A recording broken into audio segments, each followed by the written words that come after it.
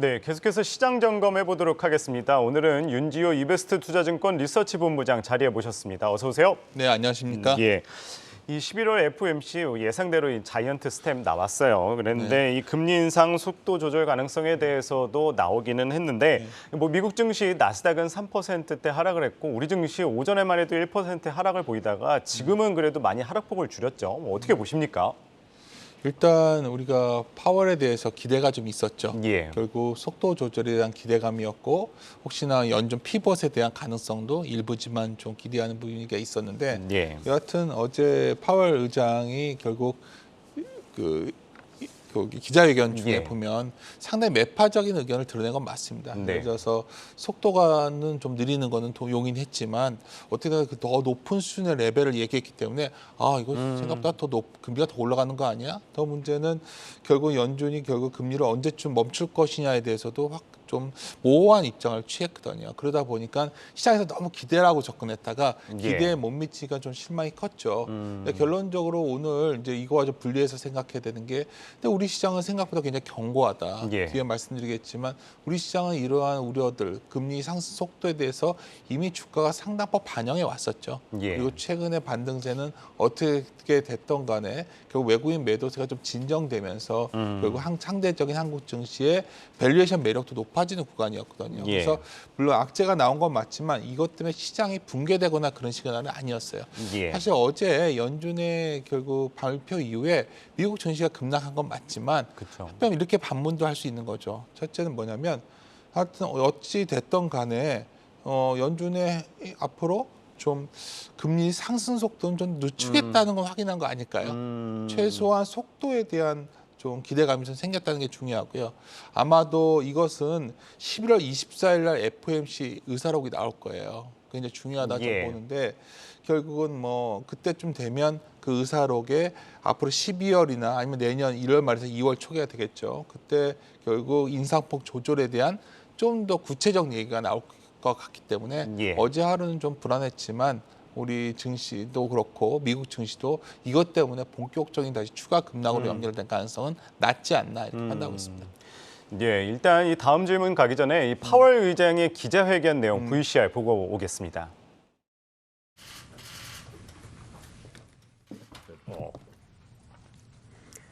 Today, the FOMC raised our policy interest rate by 75 basis points, and we continue to anticipate that ongoing increases will be appropriate. We are moving our policy stance purposefully to a level that will be sufficiently restrictive to return inflation to 2%.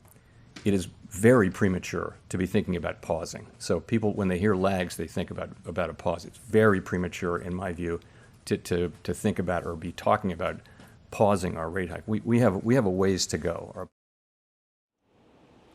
네, 이 파월 의장의 기자회견 내용 보고 왔는데 앞서 말씀하셨듯이 이제 매파적이었다고 말씀을 주셨어요. 이 VCR 영상을 보면은 인상 중단에 대해서는 시기상조다 이런 멘트가 나왔었고 또 앞서서 이제 앞으로 금리 인상을 할 때 이 누적된 통화 긴축과 또 이제 이것이 이제 경제 활동과 인플레이션에 이제 미치는 영향을 고려해서 하겠다 이런 발언도 했더라고요. 이 파월 의장의 멘트 주목할 부분 어떻게 보시나요? 아까도 뭐 다른 단어는 잘 안 들리는데. very premature라는 단어가 들리네요. 그 단어는 결국은 굉장히 시기적으로 아직 멀었다.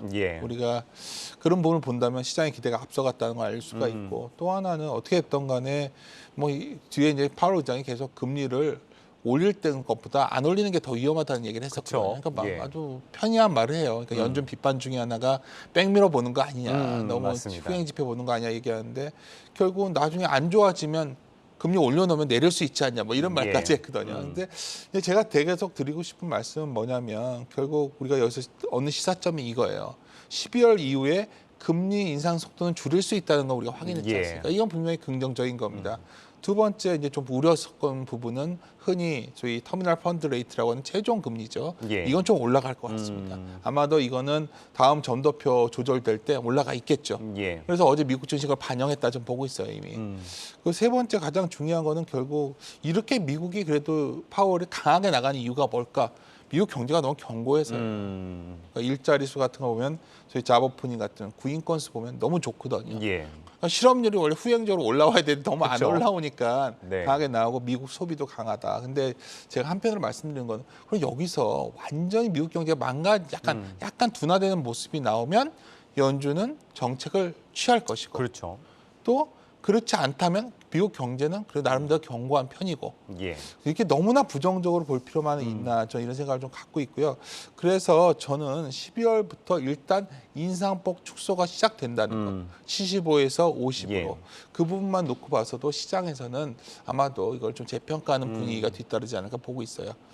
네, 뭐 결국에 이제 다음 달 FOMC 한 번 더 남은 거 이제 뭐 점도표도 봐야 되고 상황을 지켜봐야 될 텐데 네. 또 너무 이제 부정적으로만 바라볼 필요 없다 본부장께서 말씀을 주시긴 했는데 그래도 뭐 연말 연초 코스피 같은 경우에 뭐 2,000선까지 이제 열어둬야 된다 이런 비관적 전망도 나오는데 이와 관해서는 어떻게 보시나요? 제가 이제 그림을 하나 보여드렸는데 표를 예. 하워드 막스가 최근에 국내에 왔었더라고요. 예. 저 개인적으로 만나본 적은 없지만 좋아합니다. 근데 이제 네. 흔히 주식시장은 굉장히 추의 진장 운동처럼 왔다 갔다 하는 거죠.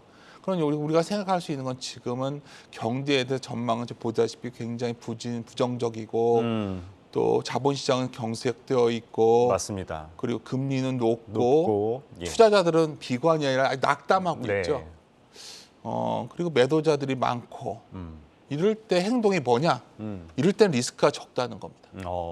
예. 그러니까 우리가 진짜 위험한 순간은 언제냐면 지난 우리가 10만 년자 외칠 때처럼 상당히 다 낙관하고 있고 투자자들은 자신감에 넘치고 이럴 때가 굉장히 위험한 거죠. 지금은 가치 대비 가격이 싸져 있기 때문에 굉장히 리스크가 적은 편이고 당연히 여기서부터 예상 수익률은 나쁘지 않습니다. 물론 정확히 바닥은 알 수 없죠. 바닥권을 지나고 있는 것이 아니겠는가 생각이 들기 때문에 저는 이때는 좀 용기를 내는 시기가 필요하고요. 오늘처럼 이제 굉장히 부정적 뉴스가 나오게 되면 일단 공포심이 굉장히 커지지만 예. 오늘 말씀드리고자 하는 거는 다음에 저도 뒤에 데이터를 보여드리겠지만 예. 이미 주가의 조정이 상당히 진행되었었다는 거 이미 그걸 좀 감안하셔야 된다 말씀드리고 싶고요. 예. 뭐 말씀하셨다시피 이제 뭐 시장 상황이 안 좋고 뭐 투자자들이 뭐 비관하고 이제 무관심해 보이지만 오히려 리스크는 적다 이렇게 말씀을 주셨었는데 이제 뭐 시장 이제 변수 살펴보려면은 뭐 발표될 경제 지표라든지 미국의 중간 선거도 이제 있죠. 뭐 이와 같이 뭐 여러 개의 변수를 찾아봐야 될 것 같은데 뭐 본부장께서 주목해야 할 변수를 꼽는다면 어떤 걸 다음 꼽을 수 주가 있을까요? 되면 당장 중간 선거 나오겠지만 예. 뭐 항상 여당이 이긴 적 없었거든요. 맞습니다. 새롭진 예. 않습니다. 그래서 자꾸 이벤트를 찾고 있는데 제가 이제 최근에 많이 강조드리는 말은 이러한 내러티브 말보다는 예. 매크로보다는 굉장히 숫자 자체에 주목해야 되는 것 같아요. 넘버 자체. 예. 사실 오늘 같은 경우 숫자 자체에 집중하는 사람들은 시장에 대한 어떤 두려움이 좀 제한될 수 있거든요. 예. 또 한 데이터 하나만 더 보여드릴게요. 전체적으로 여러 이벤트가 나오더라도 예. 부정적 이벤트에 우리가 주식을 살 수 있는 기회로 삼아야 되는 이유는 단 하나입니다. 가치 대비 가격이 싸다는 거죠. 그럼 다음에 그림을 보여드리면 예. 이게 분기 말로 코스피 PBR인데 이건 트레일링 PBR이라고 그래서 그냥 확정된 자본 총계 기준입니다. 보면 이건 계속 조금씩 늘어납니다. 예. 왜냐 우리나라 전체가 IMF처럼 뭐 IMF 금융위기처럼 그런 상황이 아니라면 그러면 0.8배가 금융위기 때 레벨이 0.81배였는데 사실 3분기에는 한 2085 정도였고요. 예. 이게 내년 1분기가 되면 2160이 되거든요. 내년 말이 되면 2280이 됩니다. 예. 우리가 그러면 좀 시계를 갖다가 단순히 현미경처럼 앞에만 보지 말고 망원경을 보듯이 조망하듯이 좀 바라보면 예. 하단은 굉장히 굳건하게 올라오고 있다는 거죠. 그러면 예서 최근에는 0.9배가 좀 부담스러운데 이게 2,340인데 예. 저게 더 올라간다면 내년 말이 되면 한 배 뭐 정도 2,850까지 나오거든요. 제가 굳이 여기 오늘 매매 오늘 마지막에 중요한 시간인데 이 말씀을 왜 보여드리냐면 예. 오늘 많은 분들이 그래요. 오늘의 오전만 해도 굉장히 공포에 질렸었는데 맞습니다. 예. 왜 반등이 나오냐? 어떤 사람은 이런 원인이다 저런 원인이다 다 찾고 있지만 예. 하여튼 수급 측면에서 외국인들 매도가 확실히 줄었고요. 그거는 다른 말로 하면 예. 달러 강세가 더 강화되지 않고 있다는 게 중요한 거고요. 두 번째는 외국인들이 그랬을 때 한국을 선택할 수 있는 가능성은 뭐냐? 이유는 아주 간단합니다. 우리 예. 방금 전에 같이 봤던 저러한 예. 소위 숫자 때문이거든요. 숫자가 저렇게 굳건한데 굳이 이 상황에서 우리가 2000이 깨지고 이런 시나리오를 굳이 상정해야 그쵸. 되는가? 예. 그에 대한 반문으로서 제가 방금 전에 그런 좀 데이터를 좀 보여드린 것입니다. 뭐 말씀하신 것처럼 너무 부정적으로만 바라보지 말고 그래서 그런지 지난달 이제 외국인 수급을 보면은 네. 이거래일만 빼고 계속 매수세를 보였어요. 네. 3조 원 넘게 매수세를 보이고 지난달 코스피 상승이 한 6% 정도 나왔는데 외국인 수급 이 순매수세 좀 이어질 것으로 보시나요? 그러면? 그러니까 저희들은 이제 그 말을 좀 전에 한경TV 다른 프로 나왔을 때 말씀드렸는데 그때만 해도 굉장히 긴가민가하는 분위기였지만 가장 첫 번째로 들 수 있는 거는 달러가 여기서 얼마나 더 강해질 수 있을까요? 우리가 달러 강세의 정점이 다가오고 있다면 예. 아마도 외국인들의 액션이 변화할 여지가 생겼어요. 예. 우리에게 필요했던 거는 조그만한 이벤트였습니다. 사건이었습니다. 근데 사건이 좀 나왔죠. 예. 제가 보기에는 이번에 우리가 다 같이 우려 섞인 시선으로 바라봤던 거는 바로 중국의 시진핑 정부의 여러 가지 맞습니다. 정책 선언이죠. 그러니까 철저하게 경제보다 정치 우선인 걸 확인했고요. 예. 당연히 이제 많은 투자자들은 중국을 우려 섞인 시선을 바라볼 겁니다. 거기에 많은 자금들이 당연히 중국의 성장성을 미래를 바라보고 투자가 되어 있었는데 예. 거기 나오고 있겠죠. 예. 그러다 보니까 이제 어떤 종목들을 택하게 되는데 예를 들어서 이런 겁니다. 만약 우리에게 중국이 이런 정책을 취하지 않고 있었다면 아마도 우리는 굉장히 암울하게 더 미래를 바라봤을 겁니다. 그렇죠. 예를 들어서 2차 전지도 중국의 CATL이 다 먹었을 거고 예. 반도체도 뒤집혔겠죠. 근데 지금 중요한 거는 그러한 소위 앞으로의 성장 전략 산업들이 중국과의 어떤 경쟁에서 벗어나 있고 예. 또 자본시장조차도 그렇게 되고 있다는 거죠. 이거는 제가 굳이 말씀을 안 드려도 최근에 여러 가지 중국계 자본의 어떤 경로가 되고 있던 홍콩에서의 자금 이탈, 예. 뭐 이런 부분에서도 확인할 수 있고 대만에서의 기업들의 이탈 가능성까지 나오는 상황입니다. 그랬을 때 투자자들의 선택지에는 분명히 한국이 리스트에 올라갈 수밖에 없고 예. 여기에는 다소 숫자는 당장의 기업 실적은 부진하지만 아까 말했던 밸류에이션 숫자를 보면 가치가 있다고 본다면 예. 한국 증시에 대한 러브콜이 과연 단기간에 끝나겠는가? 저는 그렇게 보지 않습니다. 좀 더 이어질 가능성이 높고 그거는 한국 증시의 상대적인 어떤 안전판이 될 것으로 저는 판단하고 있습니다. 예, 어쨌든 이 FOMC에서 자이언트 스텝 단행을 하면서 우리나라의 이제 금리 격차도 네. 이제 더 벌어지지 않았습니까? 네. 그러면서 이제 오는 24일 한은도 이제 금리 인상할 거다 이렇게 기사가 나오는데 이에 따라서는 좀 시장에 미치는 영향은 없을까요? 각국의 중앙은행이 똑같아요. 중앙은행은 긴축으로 금리를 올리고 있고 예. 또 하나 또 여러 가지 금융 불안정 요인들이 생기다 보니까 예. 물가를 잡기 위해서 금리 올리는데 중앙은행에서 금리를 낮출 수는 없고 예. 당연히 다른 정책이 나오겠죠. 미국 같은 경우에 바이백 논의가 이루어지고 있고 한국은 어떻죠? 여러 가지 금융시장이 경색되는 그쵸. 신용 경색 징후가 나오니까 채양 펀드도 나오고 뭐 온갖 자금 맞습니다. 지원이 있죠. 그런데 한쪽에서는 돈을 조이고 예. 한쪽에서 돈을 푸는 거겠죠. 제가 드리고 싶은 요즘 뭐냐면 여러 가지 금융 불안정 때문에 정책 자금이에요. 성격이 좀 지원 형태로 나오기 때문에 뭐 무조건 금리를 올린다고 해서 자금시장 자체가 경직되는 구도로 볼 예. 필요는 없다. 최근에 어떻게 빠른 금리 상승으로 인해서 금융 시스템의 불안정이 분명히 강화됐고 예. 그걸 다시 안정화시키기 위한 여러 가지 정책적 노력이 이미 시작되었기 때문에 이것도 분명히 우리 증시의 긍정적인 요인이다 이렇게 판단하고 있습니다.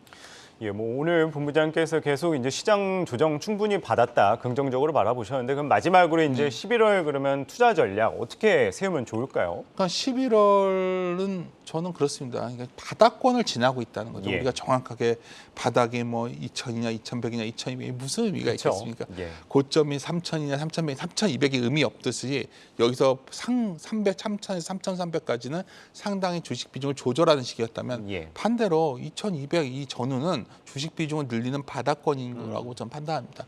오늘처럼 아침에 굉장히 여러 가지 급락이 나와서 좀 좋은 기업의 가치를 가진 기업들이 순간적으로 주가 조정이 나온다면 예. 분명히 주식을 늘리면 되고요. 근데 여기서 굉장히 중요한 포인트가 있습니다. 여기서 다시 말씀드리지만 내러티브가 아닌 넘버에 네. 철저하게 숫자에 의존적으로 기업을 고르셔야 되고요. 공교롭게도 최근에 우리 증시를 보면 숫자가 그래도 두 가지 유형으로서 개선되는 것. 예. 첫째는 턴어라운드. 지금은 숫자가 안 좋은데 내년에 어느 시점에 돌았을 거다. 반도체 같은 게 해당돼요. 예. 안 좋을 쯤에도 주가 버티는 거고. 또 하나 그냥 숫자 잘 나오는 기업들. 균형이 있습니다. 그런 걸 좁혀서 생각하시면 시장의 어떤 전체적인 변동성과 상관없이 예. 우리 시장, 현재 시장이 그렇게 비관적으로 보이지 않는 그런 시기가 되지 않을까 저는 이렇게 보고 있습니다.